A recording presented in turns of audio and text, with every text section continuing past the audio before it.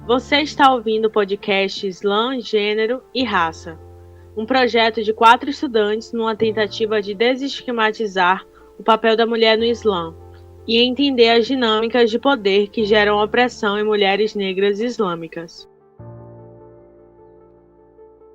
Bom dia, boa tarde e boa noite, independente do horário, sejam bem-vindos a mais um episódio de Islã, Gênero e Raça. A nossa convidada de hoje é a Jerusa, que é uma mulher negra brasileira convertida ao Islã. A Jerusa também é mãe, também é escritora, e hoje ela está aqui para contar um pouco para a gente sobre as vivências dela, as experiências com uma pessoa que é atravessada por diversas problemáticas que envolvem as questões que a gente está tentando pôr em evidência aqui, que são pautas de gênero, de raça e de religião. E também para falar para a gente como que vai acontecer essa articulação em prol dessas pautas, numa luta, né, antirracista, antissexista e anti-islamofóbica. Mas enfim, Jerusa, primeiramente, seja bem-vinda, sinta-se em casa, conta um pouco para a gente sobre você, apresente-se. Menina, um pouco sobre mim. Eu sou o resumo de persistência, revolta e revolução. Porque nem sempre as revoltas são pro mal. As revoltas são pro bem e para que a gente consiga evoluir. 40 anos, mãe muçulmana, escritora, escrevo livro de terror, escrevo romance. Não vou dizer a você que eu sou premiada na Amazon, mas tenho uma classificação, uma bem legal, visibilidade na Amazon. Estou em curso de outros livros. Ainda não escrevi um livro sobre mulheres muçulmanas, mas no meu livro tem uma mulher muçulmana. Não sou eu no livro, muita gente confunde, pensa que sou eu, mas não sou eu, é uma mulher que representa, que tem a representatividade. E a grande estrela desse livro é uma mulher negra, mãe solo, e que é a mulher que é a dona da coisa toda. E assim, você ser vista como uma mulher negra e muçulmana no Brasil é complicado. Porque você fica. A mentalidade do brasileiro a respeito de uma mulher muçulmana é sempre voltada para o arabismo. Mulheres de pele clara ou submissas ao extremo, oprimidas ao extremo e serviçais de seus maridos. E quando você encontra uma mulher de turbante, que não é do axé, que não é católica, usa turbante por identidade, que não é modismo, e fala muçulmana, choca. Muita gente se choca e fica sem entender.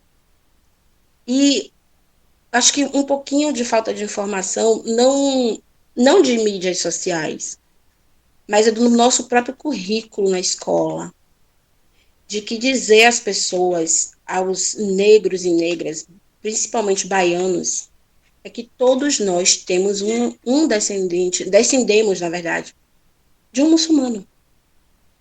Que 90% dos negros escravizados que vieram para a Bahia, seja do Benin, da Nigéria, seja de Burkina Faso, eles eram muçulmanos, em sua grande maioria. Massivamente eram muçulmanos letrados, o que a gente chama de malê. Aí fala, não, malê é coisa de carnaval. Não, não é coisa de carnaval. Malê, a herança malê é a nossa herança. É onde começa a nossa identidade. E assim, as pessoas ficam sem entender, porque a nossa história realmente sofreu um grande apagamento. E para que você desmistifique que muçulmanos também são negros e negras, e que são pessoas que tiveram uma grande relevância na construção histórica não só do país, mas do próprio continente africano, é um choque, assim, a pessoa se choca realmente. E aí a gente tem que começar a trazer, através dessas lutas, essas informações para dentro de sala de aula, primeiramente. Não ficar restrito apenas à faculdade. Tem, graças a Deus, tem grandes pessoas dentro de faculdades hoje que estão querendo, estão estudando, estão se especializando para pegar essa garotada que hoje, por exemplo, eu tenho um filho de 14 anos, que bom que ele vai pegar professores jovens. porque ele vai aprender de forma acadêmica a história que ninguém contou para mim, e aí acho que não contou para vocês também. Vocês tiveram que estar na faculdade para poder aprender. A nossa história, a história do nosso povo, como o nosso povo foi construído. Então são essas coisas, essas lutas que eu me engajo. O contar a nossa história por outra visão. Jerusa, muito potente isso que você já traz. E aí queria saber como foi seu processo de conversão, como foi essa experiência, como que isso foi recebido pela sua família, seus amigos, seu entorno social. Olha, minha avó é meio, não é dolorido, mas eu não sei nem definir a palavra para vocês, eu acho um pouco injusto que em pleno século XX alguém ainda fosse escravizado. No final do século XX, na ilha de Itaparica, mais ou menos por Valença, minha avó foi escravizada lá. E ela era neta, criada por um muçulmano. Ela não teve como ser alfabetizada, porque meu bisavô foi assassinado por questões de terras. Ele teve suas terras roubadas. E a minha avó fugiu de Valença, porque ela teve que se casar forçadamente com uma pessoa, um homem muito mais velho. E ela fugiu. Ela foi escravizada numa fazenda, tomando conta dos filhos dos donos dessa fazenda. Quando os pais dela, né, morreram e o meu bisavô foi assassinado. Então ela foi escravizada nessa fazenda e depois que ele faleceu, ela foi obrigada a casar e teve seus documentos destruídos. Aí é que começa a história da conversão. Quando ela fugiu para Bahia, para Salvador, na verdade, mais de 50 anos depois, que ela se fixou no bairro onde a gente ainda mora, um belo dia na TV ela me mostrou, meu avô rezava assim, igual a esses homens. Mas ele não era branco. Eu, como assim? Aí ela falou assim, ele rezava igualzinho a esses homens. Ele tinha que a gente chama de masba. Ela dizia, se chamava terço. E ela dizia, ele rezava assim, ele não deixava ninguém passar na frente dele. Ele se fechava no canto na sexta-feira e todo dia. Na sexta-feira era mais demorado, mas nos outros dias ele também rezava. Eu comecei a buscar informações. E realmente eu não consegui avançar em termos de árvore genealógica, porque a gente sabe que a história do povo da Bahia foi realmente apagada propositalmente. E eu consegui descobrir que realmente ele era muçulmano, que ela chamava ele de Nagô. O apelido dele era Ioiô Manuel.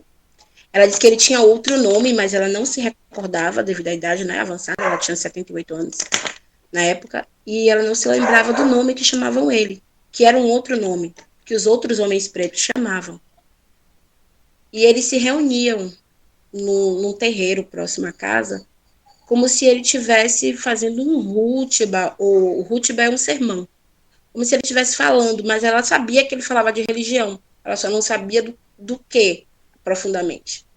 E aí eu comecei a estudar e comecei a descobrir os valores da religião islâmica, o lugar do povo preto dentro da religião islâmica, o lugar da mulher dentro da religião islâmica. E aí depois se tornou algo natural mesmo, a conversão se tornou algo natural. Uhum. E você foi então a primeira pessoa da sua família a se converter? Sim. Se meu pai ou minha mãe tivesse seguido, não era necessário. Não seria necessário. Mas, como muitas pessoas foram obrigadas, né, a se batizar para ter documentos no Brasil na época, era obrigatório, então terminou-se que não se tinha culto, era um culto mais doméstico. E se perdeu. Com o tempo foi se perdendo. Uhum. E aí como é que seu círculo social recebe essa mudança? Olha, por um tempo eu fiquei sem amigos, assim.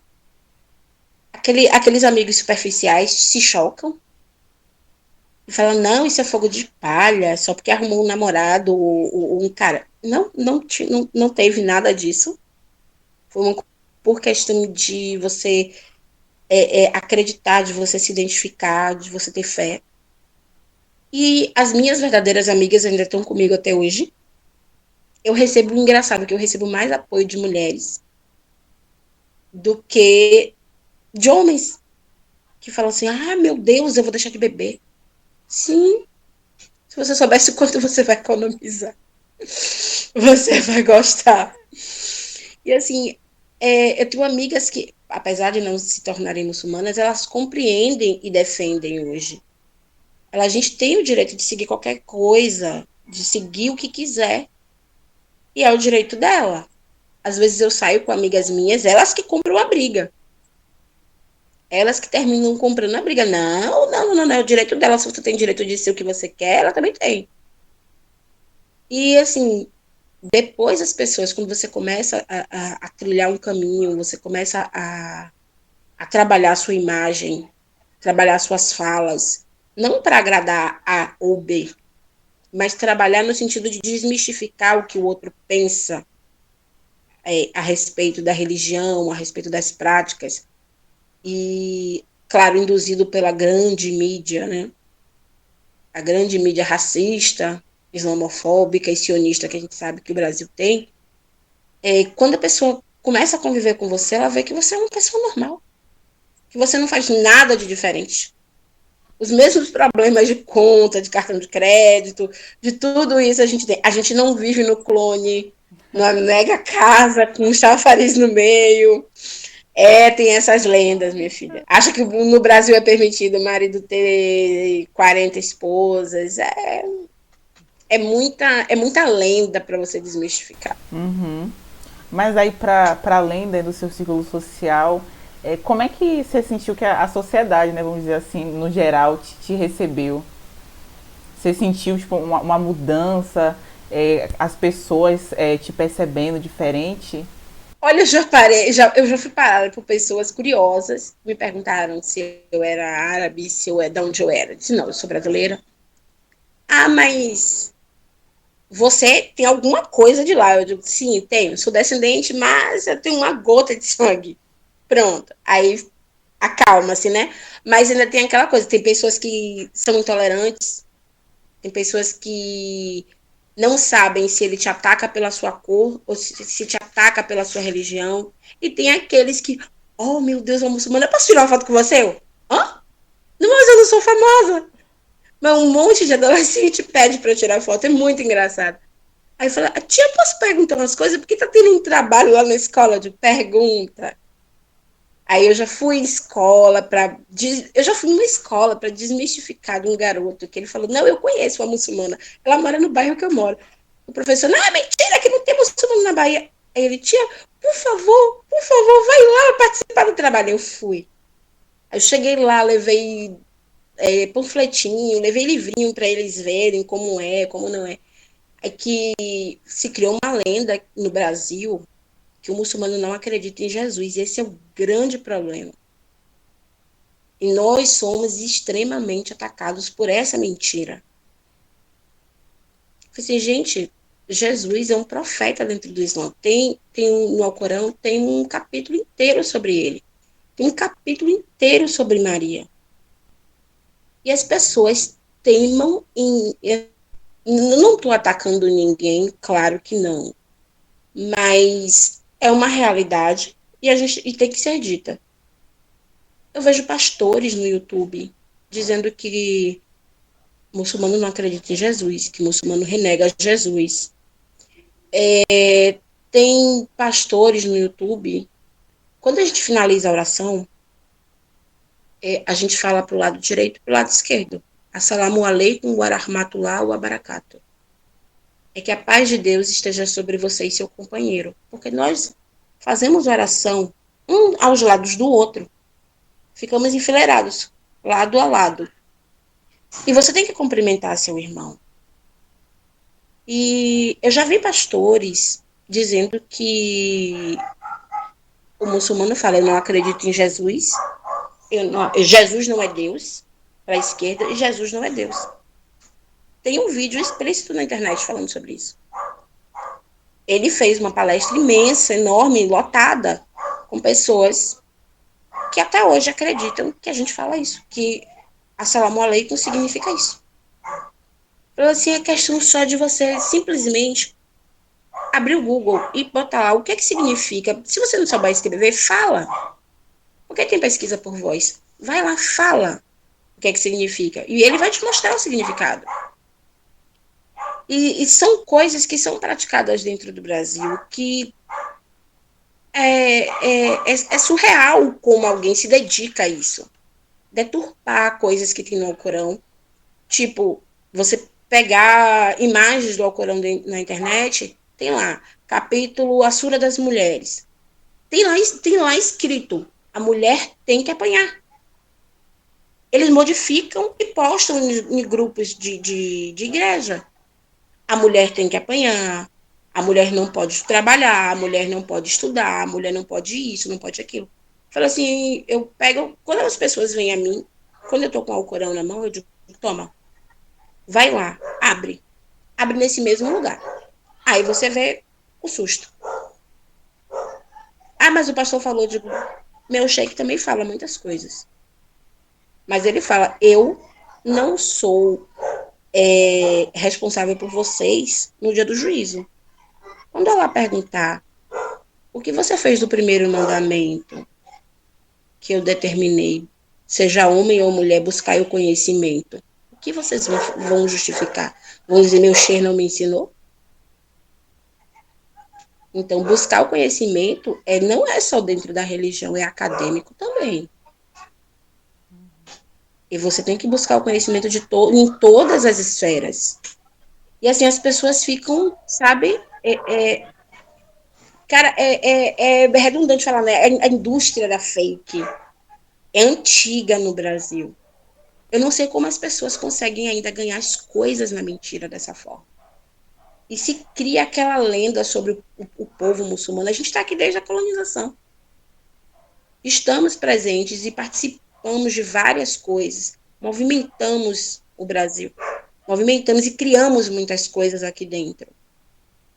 E até hoje, a gente ainda é apedrejado dessa forma. É com mentiras, é com manipulação de imagem. São tantas coisas assim que se eu for contar para vocês, isso aqui vai levar 3 horas ou mais. Aí pensando, né, que você é muito engajado nessa militância, eu queria saber o que é que você pensa sobre o feminismo islâmico, né? Essa ideia de reinterpretar as escrituras por se acreditar que a misoginia e o patriarcado, ele não é inerente ao Islã, ele não faz parte da essência, mas em alguns pontos as escrituras elas foram usadas de forma conveniente Sim. por algumas pessoas para justificar comportamentos. Sim. Por exemplo, as pessoas falam muito sobre uma coisa muito polêmica. O dote. Você vê no Brasil colônia, as mulheres, elas não tinham direito a absolutamente nada. Não vou nem dizer a Europa, porque mulher no Ocidente nunca teve direito a nada. E já no período pós-islâmico, né, que a gente chama de período pré e pós, que é a ascensão da religião. Aí você vê um cara que realmente, o profeta Muhammad, sallallahu alaihi wasallam, ele era o cara. Ele vira para toda uma comunidade e compra uma briga. Ele fala assim, cara, se nasce a primeira, a segunda, a terceira filha, elas eram enterradas vivas no deserto. E ele vai lá e institui. O morticínio de meninas é crime.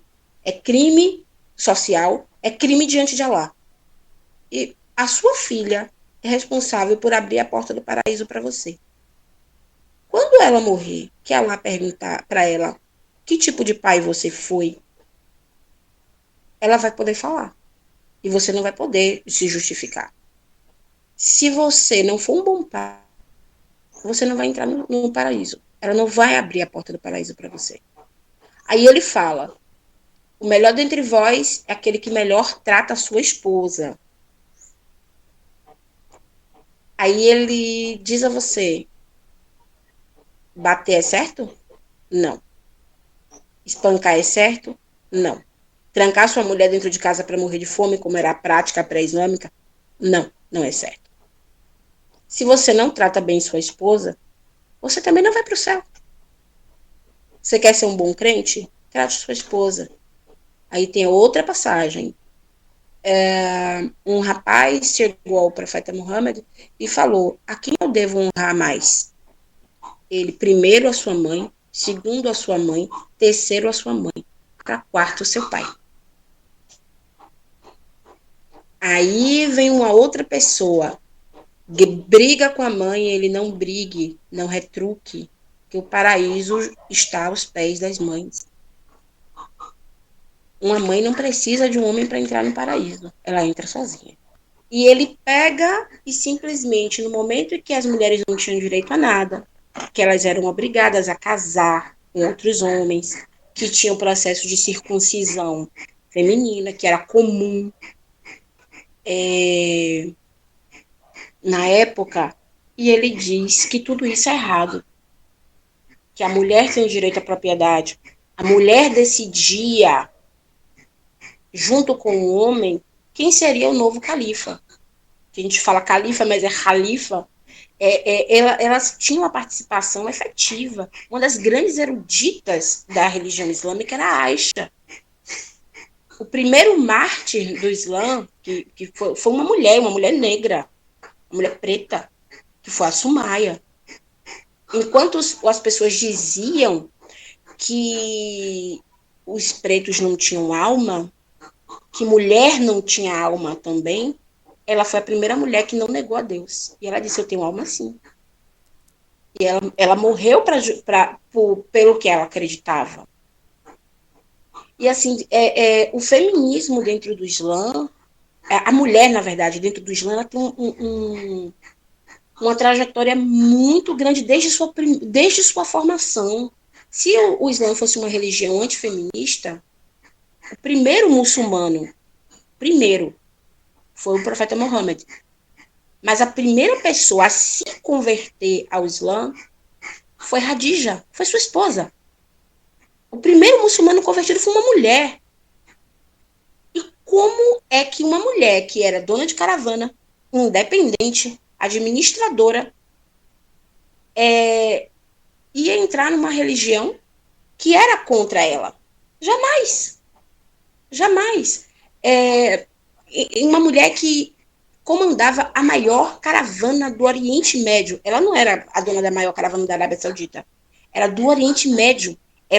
A caravana dela era tão grande que tinham 400 camelos. Ninguém tinha 400 animais que iam da África, Oriente Médio, Ásia, até a Arábia Saudita. Ela era a mulher mais poderosa da Arábia Saudita nessa época. E assim, as pessoas se chocam do feminismo islâmico porque realmente houve uma péssima interpretação de algumas partes. Porque, em momento algum, o profeta Muhammad tornou as esposas dele submissas. Aisha, ele só se casou de novo, né? Ele só teve uma outra esposa depois que a primeira esposa dele morreu, que a gente chama de o ano da tristeza. E depois com Aisha, ela era mais nova, eles se casaram, ela estava entrando na adolescência, e ela esperou, porque tem um período de você aprender as coisas. E ela se tornou erudita em leis, ela tem, não sei se vocês já ouviram falar em hadith, são narrativas da vida do profeta, em que alguém narrou uma fala dele, que não está dentro do Alcorão. Ela tem mais de 5.000 narrações. E aí, contando tudo isso para vocês, o que é que o feminismo islâmico quer? Ele quer que realmente seja colocado em prática o que está no Corão. Ele quer que, devidamente, como está lá, a mulher tenha o seu lugar, novamente. Por exemplo, a gente tem um título de sheika, mas eu não dirijo oração. Até porque a posição de oração para a gente não é confortável, dirigir oração na frente de homens. Eu posso dirigir oração para várias mulheres. Eu posso juntar uma comunidade de mulheres e ensinar para as meninas mais novas, ensinar vestimenta. Por quê? Porque nossa legislação dentro do Islã é diferente da dos homens. Os homens, eles vão ter as funções deles depois que os filhos já estão Ele, claro que ele tem a função de educar, de participar, mas a criança fica muito mais tempo com a mãe. Então a gente tem que educar essas mulheres a saber os direitos dela dentro de um casamento. Quando você vai casar, você tem que saber que você tem direito ao dote, que é uma segurança financeira para você, em caso de algum problema, em caso de morte do seu marido, em caso de divórcio, caso de perda de bens. Você tem aquele dinheiro seu lá. É seu, não pertence à sua família, nem à família do seu marido. É seu, é unicamente seu.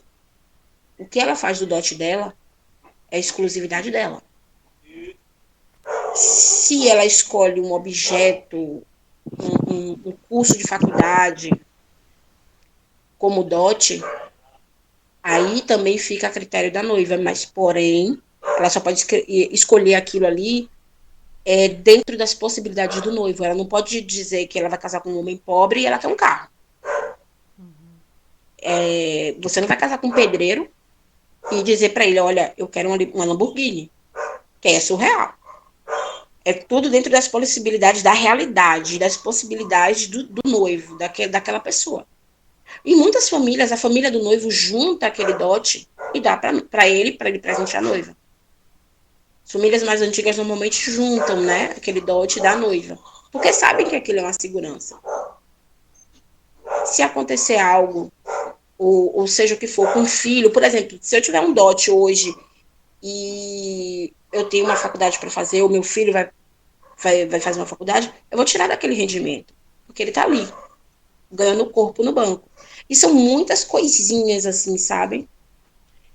Que tá lá, que a cultura local sobrepujou. Tipo, eu não sou obrigada a ser professora. Eu posso ser piloto de avião. Não tem escrito, não tem na Sharia, não tem no Corão, não tem na Sira, que é sobre a vida do profeta, e não tem nos hadiths, que eu não posso andar de moto. Quer dizer, as esposas do profeta andavam de cavalo, de elefante, mas eu não posso andar de moto. A moto foi feita inspirada em quê? Num cavalo. Por que eu não vou poder? É uma interpretação sexualizada. Por exemplo, não. Na verdade, uma interpretação sexualizada da posição que você vai ficar na moto. Vocês já pararam para analisar um pouquinho sobre isso? Você pode montar cavalo, mas você não pode pilotar uma moto. Ah, por quê? Porque a moto você vai sentar assim, assim, assim. Mas o cavalo não é a mesma coisa? A moto não foi feita inspirada no cavalo? O carro não foi feito inspirado na carroça? E por aí vai. Se antigamente eu podia, por que agora não? É um extremismo, é um machismo extremista que não tem a ver com, não encaixa, ele não casa com a religião. Ele não casa, não tem como isso se encaixar. É um quebra-cabeça assim, que falta a última parte. Eles não conseguem explicar. Eles deixam a cultura deles se sobrepor. Se você for tirar realmente toda a parte cultural e só olhar o que tem dentro da religião, vai ser um verdadeiro choque. Porque vai lá e fala, os homens são protetores das mulheres. É diferente. Questão de força física. Não é porque a mulher é inferior. É questão de força física. Mas eu posso me proteger de outra pessoa se não tiver um homem perto. Se tiver uma pessoa de igual que eu possa me defender, claro que eu vou me defender. Aí fica subentendido que você tem que sair correndo gritando feito uma louca. E são essas interpretações assim, por que você não gritou? Quer dizer, na época do profeta, um homem que violentasse uma mulher, ele era punido com a pena de morte.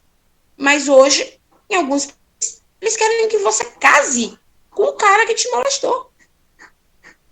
Isso não existe. Isso não existe dentro da religião e não existe dentro do Corão. Não existe. Quer dizer, você é vista como uma sedutora. O mito de Eva, né?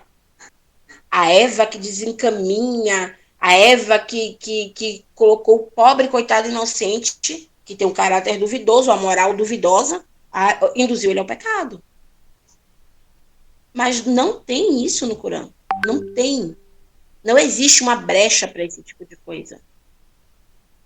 E as pessoas ainda, erroneamente, querem impor para você coisas que eles acham, não o que está lá escrito. Por exemplo, outra coisa que o feminismo islâmico prega. Lá no Corão tem, na Sura da Luz, o Muhammad, dizei às crentes que ao sair de casa, deixam sobre os seus colos os seus sendais. Quem vai me ver hoje, do jeito que eu estou vestida, vai dizer, não, isso não é um hijab, mas é um hijab sim. O meu vestido está atendendo ao comprimento, eu estou com a minha parte do corpo coberta e eu estou com o meu colo coberto.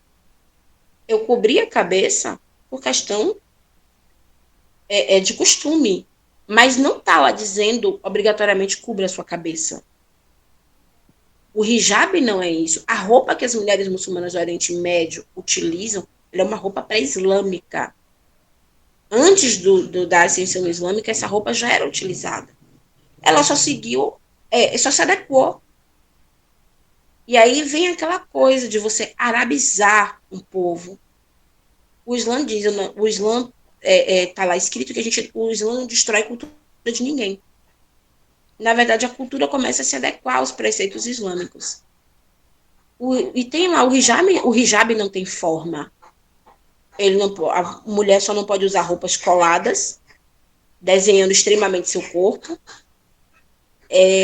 Não pode usar roupa transparente, que como ele fala metaforicamente, que o tecido, mesmo vestida, você está nua. Acho que nenhuma de nós, em sã consciência, faria isso. Nem no século passado, nem hoje, que está pior. Acho que parece que está pior. Em pleno século XXI, a gente voltou para a era medieval, que a gente tem medo até de ir na padaria. Como parafraseando a Nina Simone, né? Que liberdade é quando a gente não tem medo. E nós, mulheres, temos medo. Qualquer uma mulher hoje tem medo. Seja branca, asiática, árabe, seja qual for. Nós vivemos com medo. Nós vivemos com medo. E aí você pega tudo isso aí, junta, e você fala, cara, isso é religião islâmica? Eu sou do tipo de pessoa que eu não sou aquela que fica gravando trechos, como fazem com a Bíblia, para ficar usando contra as pessoas. Eu digo, olha, simplesmente eu leio, eu aprendo. Se você me perguntar, eu sei te responder, mas eu não vou ficar repetindo trechos, que aia tal, versículo tal, para que você manipule a religião. Dizer, mas fulano disse isso. Não. Fulano ele disse o que ele entendeu, o que ele aprendeu que estava escrito. E são tantas coisas, tipo o direito da mulher com os filhos. Se criou o mito de que a mulher teve o filho pertence à família do marido. Isso é mentira. Isso é cultural. Isso é aquele machismo estrutural, sabe? Enraizado. O filho é educado para a primeira infância com a mãe. Se ela se casar novamente, a depender de, digamos, que a criança, antes dos 18 anos, a mulher se casa. Do filho completar 18 anos, a mulher se casa, digamos, com 10 anos. O filho pode escolher morar com o pai. Porque ele tem que ter contato, ele tem que ter ensinamentos do pai, porque é obrigação dele. Mas se ele se negar, é isso que a gente também fala. E se ele se negar? O filho não é moeda de troca. Isso no Alcorão é bem claro. Existe o estatuto do filho que as pessoas não colocam. As crianças termina virando um pouco o Ocidente, sabe? De você disputar um filho para punir o outro. Que infelizmente muitos homens fazem isso. Tentam tirar os filhos das mães para tentar punir, porque a mulher não aceita mais aquela vida, aquele relacionamento tóxico. E no Islã não é assim. O sentimento do filho tem que ser preservado, tem que ser respeitado. O direito do filho de vestimenta, alimentação, moradia, ele tem que ser respeitado e atendido. O feminismo islâmico também briga por isso. Calma que ainda não acabou. A continuação desse episódio está logo a seguir.